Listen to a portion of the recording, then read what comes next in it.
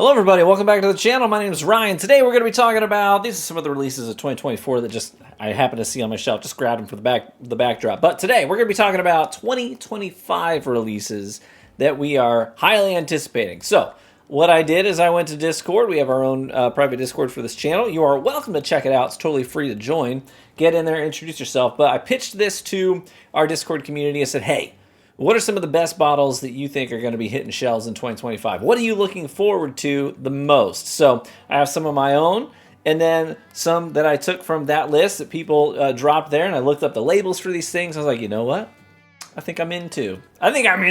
So I've got a list of a bunch of releases here coming out in 2025 that I am personally at least interested to know how they are, if not interested in getting a hold of a bottle for myself. Some of them, I want to hear reviews first, but I'm at least like, okay, I'm interested.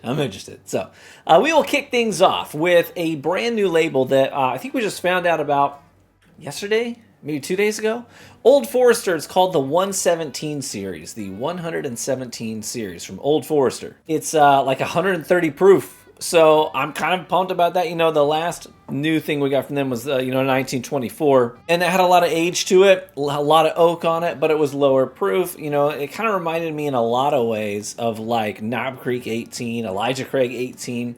It didn't have that much age on it, but it's sort of the same idea where you proof it way down and you let all that extra oak kind of be the star of the show. And that's what 1924 was to me. Although I personally think 1924 was better to me personally than Elijah Craig 18 and Knob Creek 18. I don't think either of those even hold a candle to it. I thought 1924 had more flavor. But anyways, that being said, the 117 series from Old Forester, I think it's supposed to be like Q4 though. So we got a while to wait on it. It'd be like Christmas time probably, 2025. But 130 proof, yeah, I'm in. So we'll check that out, see what that's about. Now, next up, obviously, you guys know, if you've been around the channel, you know I love the Jack Daniel's 12-year. This is batch 2, which was 2024.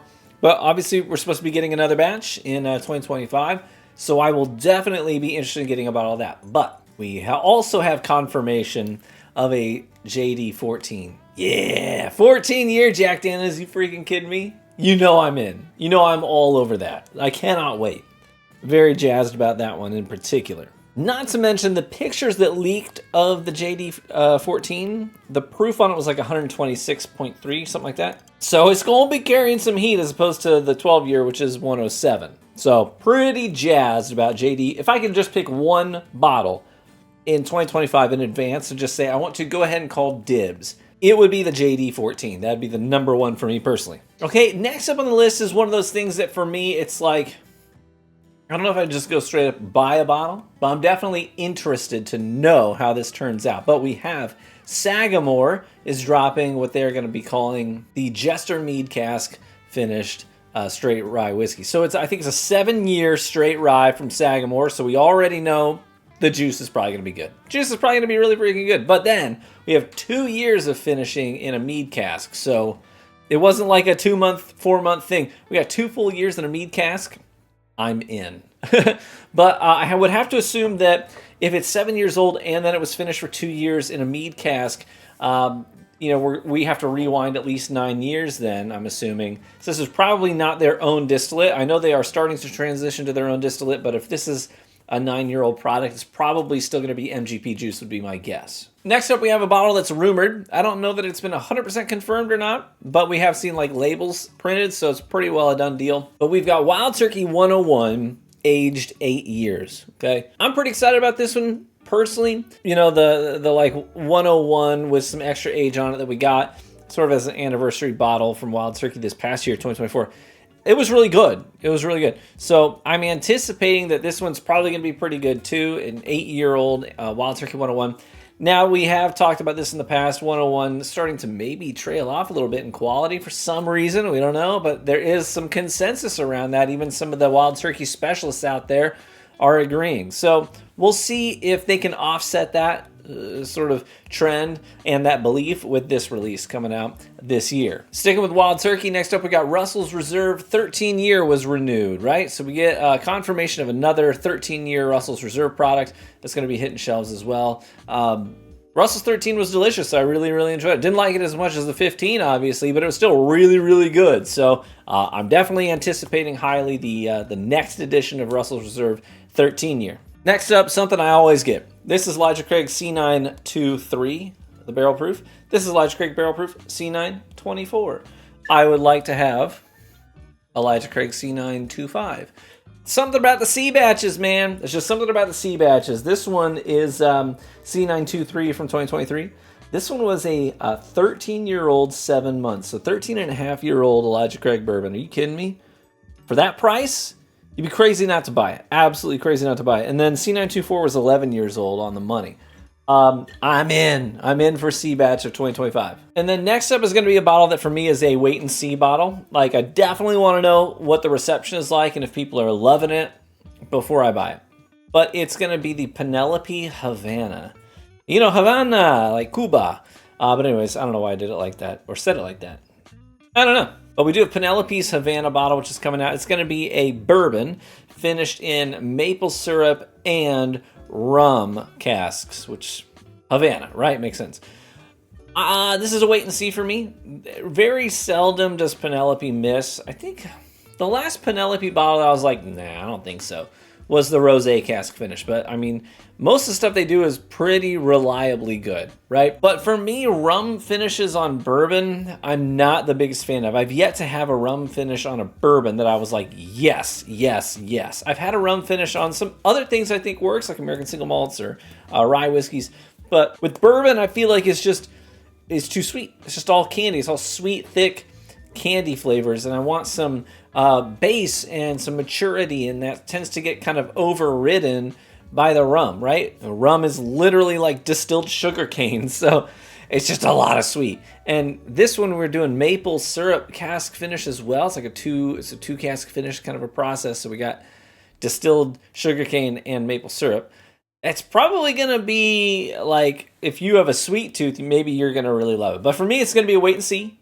I want to see how people are reacting to it and responding to it before I buy, before I go all in on it.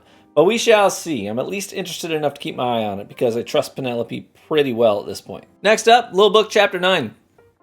Path Not Taken blew me away. I adore this bottle. I have to stop myself from taking additional pours from this bottle because I want to keep it around a little bit longer. But they bought some good favor from me, so I will probably be all in for Little Book Chapter 9, see what they come up with.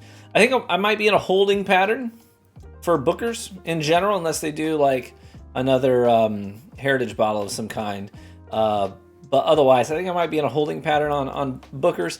You know, I've got a bunch of Bookers on my shelf. I traditionally like Bookers, but there's rumors that the price is going up, the quality is either staying the same or going down. So we're not trending in a positive way with Bookers. So we might just hold off and wait and see with them. And this will come as no surprise for most people, but Old Overholt is supposed to be getting a new addition to its lineup this year in the form of what they're calling Old Overholt Extra Age. Now, this is a 10-year, and this is an 11-year.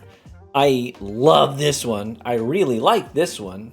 Love this one. So I'm definitely... I think if I saw it on a shelf, I'd buy it, right? And I want to know how much extra age is extra age, because if we've already got 10 and 11, and now we're going to have something that's called extra age, was it going to be 12, 13, 14? What are we looking at here for the age? I'm interested, but it's a high corn mash bill rye coming out of Jim Beam, and it's dynamite stuff. I love the Old Overholt stuff personally. So, anyways, even the just like bottom shelf Overholt bottle, like $20 rye, is really crushable. If you've never had it and you're looking for a bottle that you can pick up for like, I don't know what the MSRP on that is, like 18, $20 or something like that. But if you're looking for a cheap bottle just to kill with zero guilt, like completely guilt-free, try the Overholt standard rye whiskey. I find it to be a pretty sweet rye, very crushable, very tasty. It also mixes really well too, if you're into that kind of thing. Makes good old-fashioned. Anyways, those are some of my most anticipated bottles of 2025. What about you personally? What did I exclude from my list that you would put on your list? And a lot of people, I tried to keep off things that would be stuff people would really have a hard time finding, like the next Parker's Heritage, or the next like Wild Turkey Masters Keep, stuff like that. The next BTAC editions, obviously. I tried to exclude the stuff that's like nobody's going to get their hands on it, and not a lot of people. And if you do, you may have paid way too much for it. We'll see. But anyways, These are some of my most anticipated bottles. Let me know what yours are. Thanks so much for tuning into the channel today. I appreciate each and every one of you. If you want to get involved in a cool community, check ours out. The Discord's totally free. And then if you decide, hey, I kind of like these folks, I want to get involved in what they got going on, you can join the Patreon group. The entry, like the bottom tier, is just $1. It's practically free. And you get access to our Patreon lounge and Discord and see what we got going on. Yeah. So cheers, my friends. May you live richly and get better with age. And I hope to catch you in the next one. Bye-bye.